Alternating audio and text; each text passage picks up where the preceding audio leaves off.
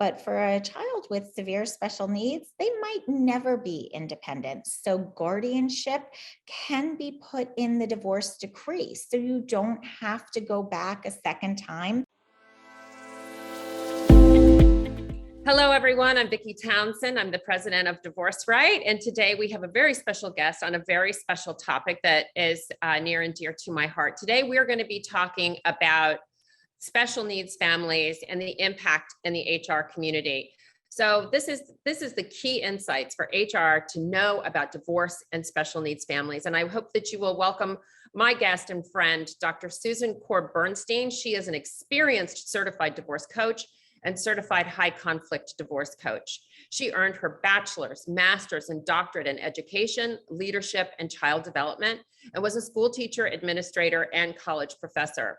This background helps her immensely in custody battles and parenting plans, including her specialty of divorce with families that have a special needs child. Susan teaches the graduate mastermind course for divorce coaches and is the instructor for Tina Swithin's high conflict divorce certification program. Susan speaks at numerous local and national events and guest podcasts for national and international groups and organizations. Dr. Bernstein is the director of the Rockland, New York chapter of the National Association of Divorce Professionals, NADP, and co-director of the NADP Special Needs Divorce chapter. She is a consultant for Vesta Divorce and is the coach and program manager for Rockland, Westchester, New York Vesta Hub, also chosen to be Vesta Divorce's New York divorce coach. Susan has helped hundreds of individuals all over the US and around the world focus forward and get unstuck from toxic relationships. When Dr. Bernstein is not coaching, networking, spending quality time with her 3 beautiful children, or exercising, she runs a real estate holding company, volunteers at her synagogue and children's schools, and loves time with her friends at her monthly cooking, book, and mahjong club. So welcome, Susan. Thank you so much for being here with us today. Thank you for having me, Vicki. So glad that you're here. You know, Susan, you specialize in working with special needs families as a certified divorce coach. Why is a certified divorce coach beneficial to these families as they go through a divorce? Certainly, it's vital to have an extra person on your team besides the divorce attorney. We all know you need an attorney or mediator when you get divorced, but they're trained to deal with the legal aspects. And a certified divorce coach is trained to deal with the emotional aspects of divorce to help the client prepare for the legal and financial. And as a certified divorce coach, we know that often, whether you're the initiator of divorce or that you are the one who was told the divorce wants to happen, there's a lot of overwhelm. So a divorce coach can help you process that overwhelm, help you gain clarity for that, help you figure out a strategic plan, because as we know, every divorce is different, every family and couple is different, and just to help you get through this difficult time period so you go in prepared and know your ideal situation to reach for and how to overcome any obstacles in the way. And so specifically about special needs families, they have very unique set of circumstances. Why don't you address those just a little bit? Absolutely. And the same way no one goes into a marriage thinking they're going to get divorced, no one has a baby thinking, oh, this baby is going to have special needs. And it adds an extra layer of complication, especially if the child has severe special needs. There's often one parent who turns into the caregiver and one parent who is the moneymaker instead of both doing both. And when a divorce comes into play and that child's going to be between 2 homes instead of 1, the caregiver has to go back to work and the moneymaker has to figure out how to care for that special needs child. And of course, if there's siblings involved, how to balance all the children. And I know we're going to get into some legal aspects as well, but just figuring out the logistics can be extremely overwhelming and needs to really take full focus to make sure that the children not only survive, but thrive during the process. And they have some very specific things that a traditional divorce doesn't have. What are some of those complicating factors? Sure. Well, in a divorce, we know there's custody arrangements and there's monetary and finance. And those are the two main parts of divorce. So, in custody situations, obviously, there's lots of different parenting time arrangements. But for a child with special needs who needs extra structure, really have to take into account the child's best interests and how often they're switching from one home to another and what they need at both homes, and any schedules for therapists that they might be going to or treatments. That's all plays a role related to decision making. Normally, parents say, okay, we'll share decision making for education and for health, and for every day. But certainly, there can be aspects for the special needs child as far as schooling, and if parents agree if they should go to a special school or not, and for medicine, if they should agree on what doctor and what medicine. So the medical decision making also plays a role. And then you get into the finance component. In certain states, for example, where I am in New York, a child with special needs can get child support until they're 26 years old now. So knowing those additional things, as well as the finances for the add-on section of a divorce. Normally it's okay, let's split the extracurriculars, let's split the doctor bills. But knowing that those additional things for tutors and therapists can be so much more, really looking at the percent each parent in the divorce can afford, possibly putting on caps and being able to communicate and how you're going to reimburse each other because the expenses really are a lot more. Agreed. And what are some additional legal issues that they need to consider? Absolutely. Well, most of the time, as we know, parents, depending on the state, a child is considered independent once they're 18 or 21. But for a child with severe special needs, they might never be independent. So guardianship can be put in the divorce decree. So you don't have to go back a second time. And talking about special needs trust, bringing in wills and trusts and estate attorney and getting that in the divorce agreement, because certainly children with severe special needs are entitled to federal and state funds, and child support can sometimes indirectly harm them getting that if they're getting too many. So knowing how to funnel the money appropriately and how to putting money in savings long term for that child, even as an adult child who will still need the parents' financial support and physical support as well. I think it's very interesting that New York has really opened the door for special needs families to increase that child support to 26. I think that was a very good thing to do. Any thoughts on whether other states would be doing that as well, or any feeling about the energy behind that issue? I have heard through all the different resources and organizations I'm involved with that they will. And I also think a lot of health insurances cover children through age 26. And so they're going to tie it to that. So I foresee down the road, state by state, falling behind it, falling in line as well. I hope so too. I hope so too. So, what resources should HR managers be aware of if there is a special needs child in the family? And how does that play a role in the divorce?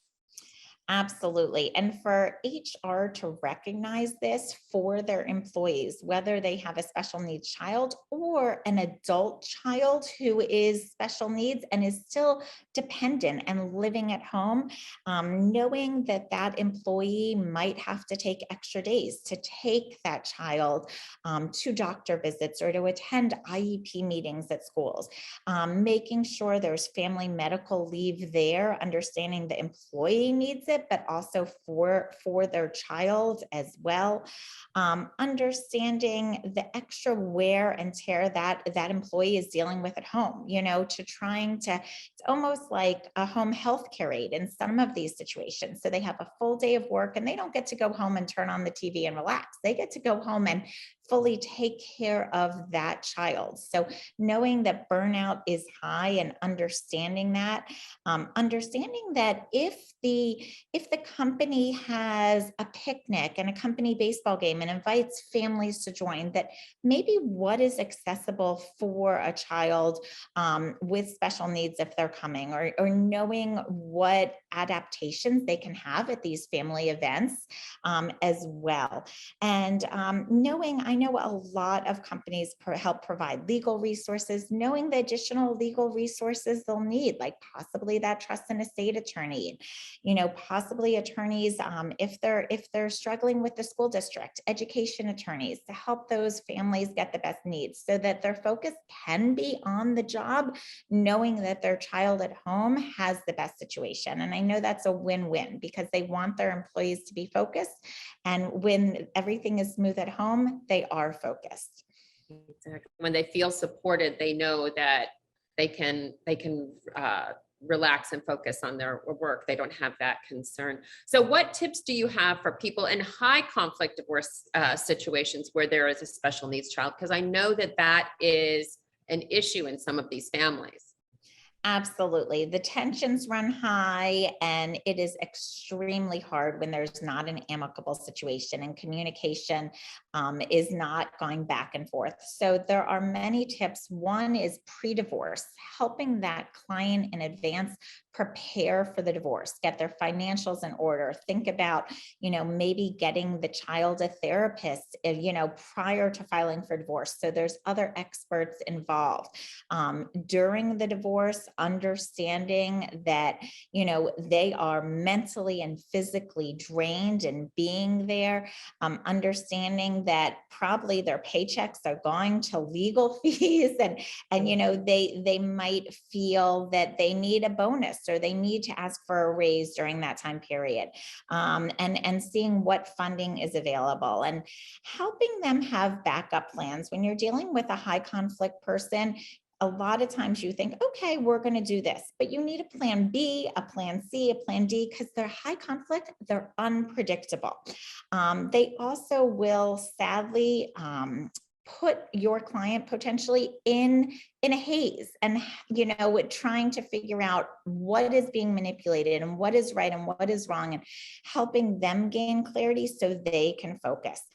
So certainly dealing with a high conflict spouse plays a toll on someone. It's great that as an HR, you are helping that person separate and get unstuck, but know that it's not as easy as an amicable divorce, but there is a light at the end of the tunnel. And if that employee knows that their company is standing by them, knowing that this is just a time period and just the situation and things will get better, I think it'll mean all the world to the person who's going through divorce, knowing they have the support of their company.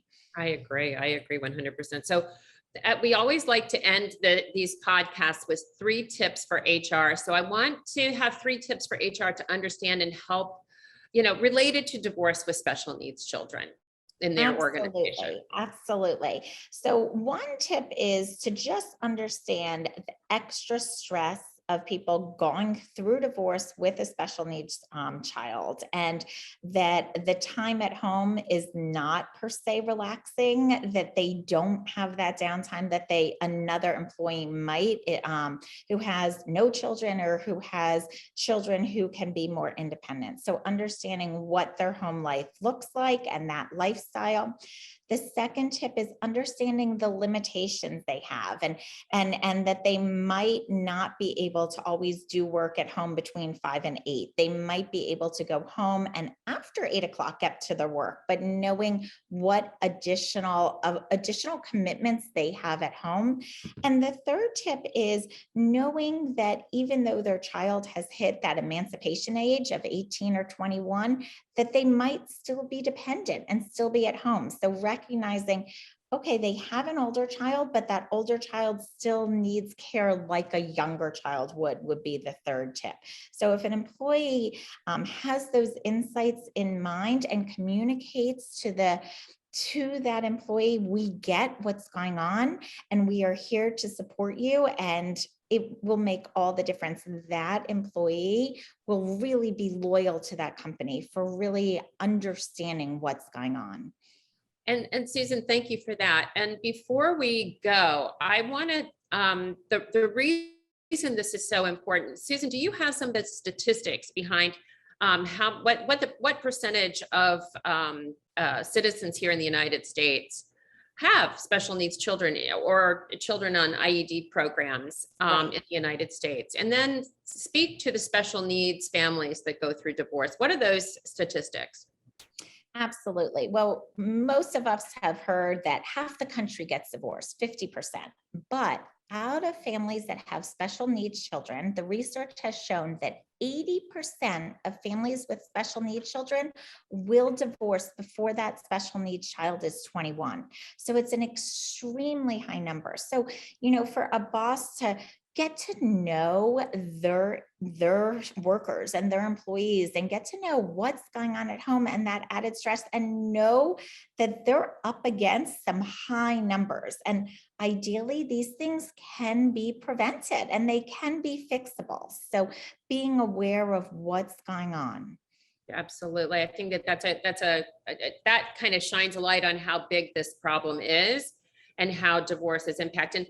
What is the statistic, Susan, on just families that have children with special needs? Isn't it like 1 out of every 5 families in the United States has a child on an IEP plan at school? They do say 20%. Of course, there's a huge range. There's a spectrum, and there's children who are gifted and talented who also have special needs because there's discrepancies in what their strengths and weaknesses are, as well as there's children who start off fine and then more severe issues, probably more mental health issues which fall into special needs can come on. So an employee might think, oh, everything's fine. Their child is active and great in the classroom and great on the field. Then they hit puberty years and there's major problems. So again, being in tune, just because something was okay early on doesn't mean that child is going to be okay long term. You could also have the opposite. Someone could have a child born with special needs, and there's lots of therapies and medicines they can stabilize and live a wonderful, fulfilling life. So, and that's the goal, is to really help them get that child to a great place. Well, you are awesome. And I know you know so much more. If somebody wanted to reach you, Susan, how can they do that? Thank you. I always give out my phone number, 551-444-2609, or my website is www.divorcecoachplus.com. And I am available 7 days a week. And it is always confidential, non-judgmental, and the first call is complimentary. So I hope to hear from your listeners. And I'm so grateful, Vicki, that you are doing this with Divorce Right and reaching this niche so that employers can help their employees, because what a productivity difference it'll make. Oh, I think so too. We're really excited about the prospects of helping companies across the country deal with this an epidemic that takes so much out of the productivity and the employees' appreciation of their workplace. So we're here to make that impact. So thank you so much, Susan. You are awesome. Thank you so much, and we look forward to hearing you on our next podcast for Divorce Right, HR solutions for divorce in the workplace. Susan, thank you so much, and have a great day, everyone. Bye for now. Thank you, Vicki. Bye.